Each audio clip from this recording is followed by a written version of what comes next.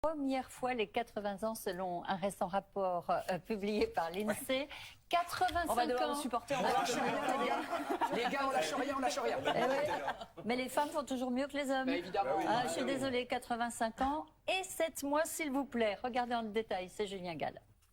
Des chiffres sans précédent. En 2023, l'espérance de vie à la naissance des Français s'élève à 85,7 ans pour les femmes et 80 ans pour les hommes.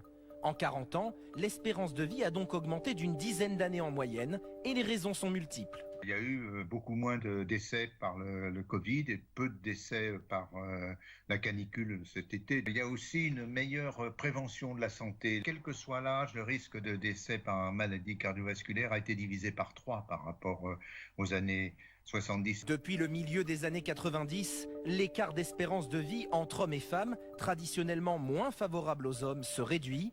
La raison principale, les femmes sont aujourd'hui de plus en plus souvent sur le marché du travail. Pratiquement 85% des femmes sont actives entre 25 et puis 55 ans. Du fait qu'elles se rapprochaient par leur mode de vie des hommes, elles se sont aussi un peu rapprochées des conditions de mortalité des hommes. Enfin, la population vieillit en France avec l'arrivée aux grands âges des générations du baby-boom.